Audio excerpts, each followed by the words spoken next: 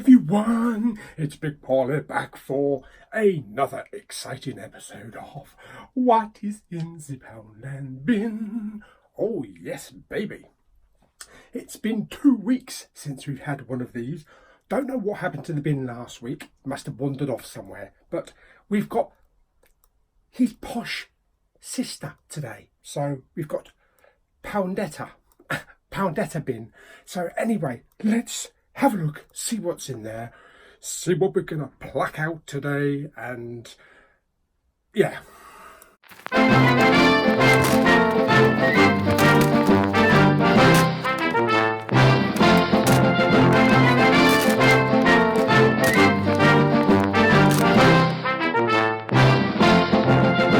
What's in the Poundland bin?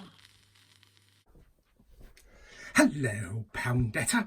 Poundland bin's posh sister. How are you? Oh, I'm very well, thank you. Should we have a look, see what's in you and why you've got exactly the same stickers on? Here we go. Oh, I say. What are you doing? Okay, let's have a look, see what's this week's video is going to be. Yeah, got it. Got one. Got it.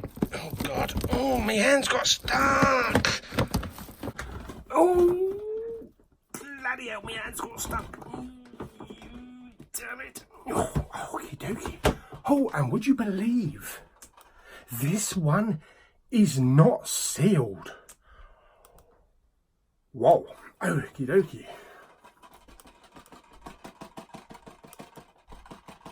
Just do it. Okie dokie, what have we got then? It's upside down, I can't read. I'm trying to... Oh, looks good. Even upside down on the back.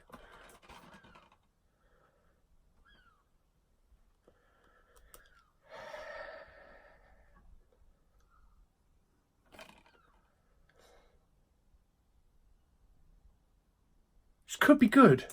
This could be good, but this guy's track record from Poundland is not too great. Nicolas Cage delivers a standout performance in this offbeat spy thriller. Also starring Anton Yelchin. Okay. Dying of the light. The light is not on. Yes. Well, he's got a knife in one hand. Looks very John McClane-y, Die Hardy. So it looks like he's got some blood down the side of his face. So looks like it's a little bit more of a thriller. Some explosions in the background with helicopters. He's probably sitting at an office desk for the whole film. From executive producer Nicholas Winding, whatever his name is, director of Drive, holy shit, and a film by Paul Schrader, writer of Taxi Driver. I've never seen Taxi Driver. I can add that to the ever long list of films that I've never seen. Okay. Apparently he's giving a blisteringly unforgettable performance. Right, okay, I'm up for it. Let's stick it in the old player and hope this is one of the better Nicolas Cage movies. A simmering thriller of revenge. Oh, yes. Okay, so we don't have to take the wrapping off, which is good. No digital code and pretty much the same picture on the disc. It's an 18. Yeah, that looks good to me. Okie dokie. Excuse me, Master Yoda. In you go. Put the bunny back in the box. Okay, so I've got a lovely Diet Coke. Oh, lovely. No snacks because I'll be having my din-dins very soon. So let's get into the film and find out who's dying of the light. Yeah.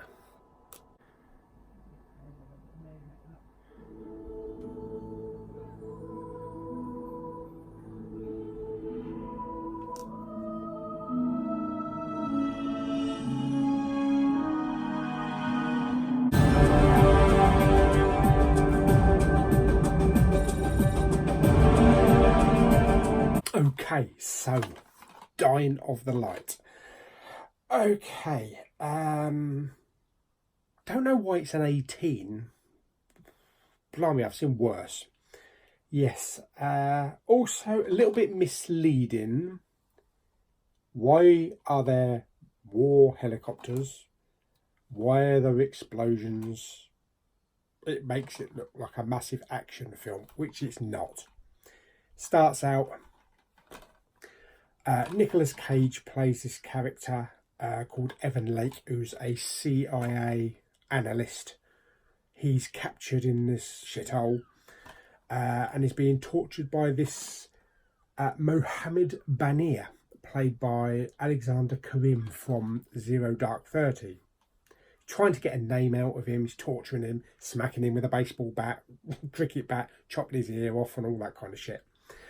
It then skips forward 22 years. Yeah, 22 years.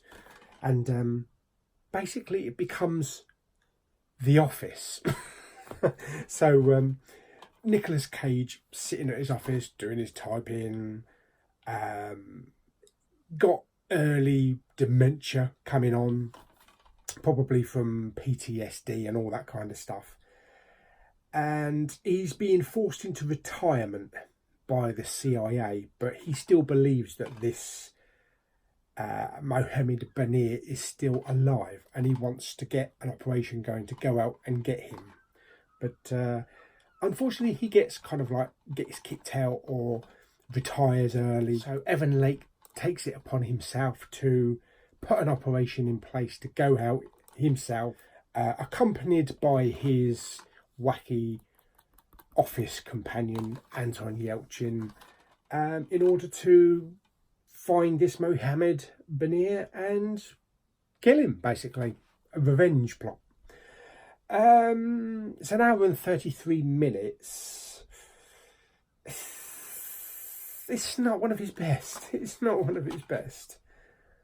This kind of surprised me because this is from executive producer Nicholas Winding Refn, director of Drive, and a film by Paul Schrader, writer of Taxi Driver. It's not that calibre. I know I haven't seen Taxi Driver, but it's nowhere near that calibre. And also, Paul Schrader is responsible for Raging Bull as well. It's just a middle of the road revenge thriller with some office antics. There's nothing really special about it. It doesn't really bore you. One or two scenes kind of like I was drifting away. But the performances are quite solid. Anton Yelchin. Nicolas Cage puts on an above average performance. There is one scene where he just goes yelling at his CIA bosses, and that was quite an attention grabber. So that's probably the best piece of acting in this. But for the most part, he's just overacting. You know when Nicolas Cage is overreacting? In Con Air, Nicolas Cage was overacting, but it worked because of the insane ridiculousness of the character. The same as in Face Off as well, because he got to meddle with him and John Travolta so he could just let rip. But this is just an average CIA guy that was once tortured, having some mental problems, some PTSD, early onset dementia, wanting revenge. And yeah, it doesn't really do anything. It doesn't really do anything. It's quite disappointed actually, because it did make it out to be really good. And with Paul Schrader and the director of Drive behind it, I really thought this was going to be something quite special. But it's a one-time watch. It's an average movie at the most. Okay, so the runtime is 90 minutes, so it's a short one, just as well, really. I don't know if my attention span could have lasted for 2 hours. Sound is Dolby Digital 5.1, which upscaled to neuro on my system. The pitch quality was pretty good, very minimal grain. There was a little bit of problem with some of the dialogue. If they're talking too quiet, the rest of like any noise in the background is sort of kind of like over saturating it. Extras, I don't think there's any extras.